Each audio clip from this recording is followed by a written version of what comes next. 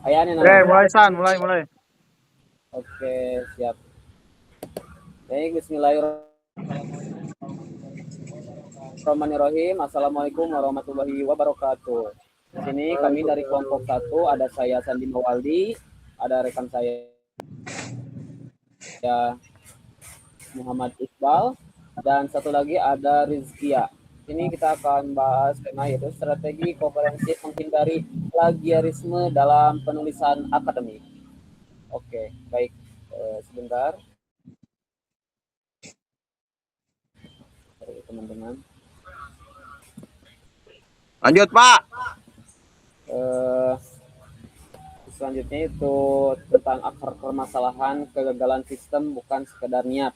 Nah di sini itu mungkin niat buruk itu memang ada di atas, namun plagiarisme ini seringkali bukan niat buruk, melainkan hasil dari manajemen riset yang ceroboh. Jadi lebih ke ceroboh gitu. Pertama ada catatan referensi yang hilang, terus kegagalan membedakan fakta umum dan data spesifik, dan yang terakhir itu ada parafrase yang terlalu mirip dengan teks asli sehingga mengakibatkan plagiarisme itu. Jadi sebenarnya kadang niat buruk juga itu belum tentu menjadi niat buruk atau poin pertama gitu, melainkan ada hal-hal faktor lain yang sehingga menjadi plagiarisme itu sendiri. Yang selanjutnya itu siklus integrasi akademik. Ada 3 tahapan teman-teman. Yang pertama itu ada kurasi dan persiapan, yang mana mengumpulkan material dan mencatat asal-usulnya sejak hari pertama. Nah, ini poin penting banget ya teman-teman. Dan selanjutnya itu ada tahap kedua, konstruksi penulisan, yang mana konstruksi penulisan ini membangun sebuah argumen melalui sintesis, terus kutipan dan parafrase. Dan tahap yang terakhir itu ada atribusi dan validasi tentunya. Nah, yang mana di tahap ini itu memberikan kredit itu kepada arsitek gagasan sebelumnya. Nah, untuk selanjutnya itu akan membahas langkahnya, itu langkah kurasi dan ekstraksi metadata nih. Tentang sumber sejak hari pertama riset, jangan pernah mengandalkan ingatan seperti judul karya, nama penulis, tahun publikasi, sama nomor halaman. Oke, selanjutnya itu ada otomatisasi fondasi riset, yang mana menghindari kecerobohan, kehilangan data referensi, menggunakan referensi manager untuk mengotomisasi penyimpanan metadata dan pembuatan daftar pustaka. Nah, untuk selanjutnya akan dilanjutkan oleh saudara kita dari kelompok kami, yaitu Iqbal. Enggak, untuk Iqbal. Baik, selanjutnya bagian saya ya. Di sini ada pohon keputusan penulisan. Mengintegrasikan ide orang lain. Apakah informasi ini merupakan fakta umum, Bang, roman, mute. tulis langsung tanpa citasi? Tidak. Apakah kata-kata aslinya sangat krusial, tak tergantikan atau berupa definisi hukum? Gunakan teknik frase, gunakan kutipan titik titik titik. Selanjutnya,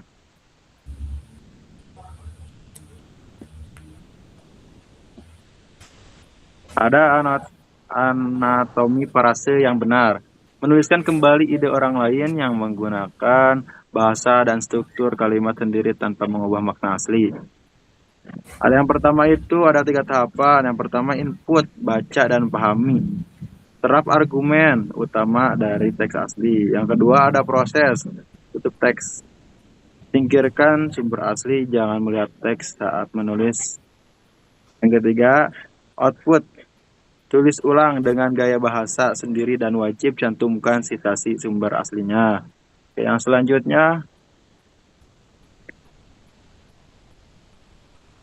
seni kutipan langsung, menyalin kata demi kata secara persis sama dari sumber asli. Ada 3, yang pertama gunakan sangat terbatas, sprengly. Yang kedua, wajib diapit oleh tanda kutip titik titik titik. Yang ketiga, hanya untuk definisi hukum resmi, pernyataan tokoh yang krusial, atau kalimat yang bermakna akan rusak jika diprasekan. Yang selanjutnya, Trum, pengetahuan umum. Fakta yang sudah diketahui secara luas oleh publik tidak memerlukan citasi. Di sini ada garis kritis citasi. Tanpa citasi, contohnya Jakarta adalah ibu kota Indonesia, fakta universal. Wajib citasi, contohnya persentase penurunan permukaan tanah di Jakarta berdasarkan studi tahun 2025, data spesifik hasil observasi empiris. Selanjutnya, udah, oh ini. Nah, selanjutnya atribusi kewajiban citasi. Setiap kali mengambil ide data, opini atau teori dari orang lain, sumbernya wajib dicantumkan sesuai arsitektur. Citasi dengan standar institusi EMLA, Harvard, dan sebagainya. Selanjutnya saya serahkan kepada moderator. Oke, untuk selanjutnya dilanjut sama Iki. Baik, di sini saya akan menjelaskan tentang matriks integrasi sumber. Dia terbagi ada beberapa metode seperti parafrase, kutipan langsung, fakta umum. Pengguna tanda kutip untuk parafrase itu tidak, untuk kutipan langsungnya dan fakta umum tidak. Untuk wajib citasinya ada parafrase ya, kutipan langsungnya ya, dan fakta umumnya tidak. Kapan metode kalau parafrase itu digunakan di dalam integrasi ide dengan dia sendiri, kutipan langsung dengan definisi hukum atau kalimat krusial, dan fakta digunakan untuk pengetahuan publik yang luas. Selanjutnya, data otorisasi integrasi akademik, itu ada makro standar global yang dijelaskan dengan paduan gaya internasional, terus meso regulasi nasional, ya dijelaskan dengan hukum dan regulasi akademik di Indonesia.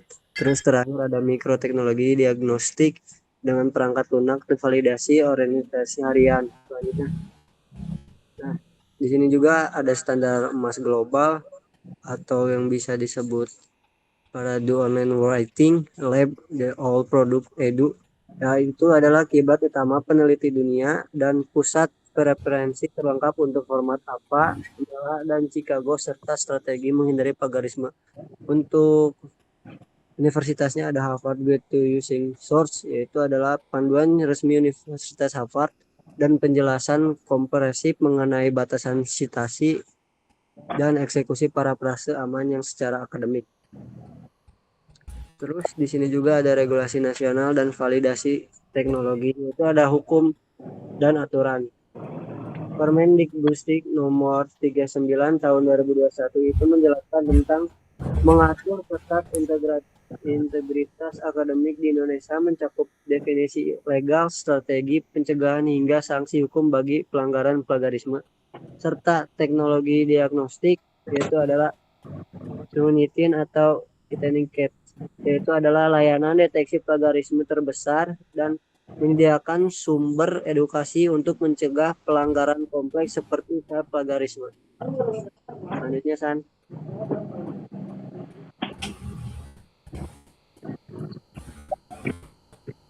Selanjutnya, San. Nah, terakhir itu ada menjadi arsitek pengetahuan. Orisinilitas bukan berarti menulis dari ruang hampa. Ia adalah seni merangkai ide-ide brilian masa lalu dengan integritas penuh. Citasi yang akurat bukanlah tanda kelemahan riset. Sentral angcor, poin. Citasi yang akurat bukanlah tanda kelemahan riset, melainkan ya, beres. Oke, mungkin dari kelompok 1 dicukupkan saja, kurang lebihnya mohon maaf. Wassalamualaikum warahmatullahi wabarakatuh.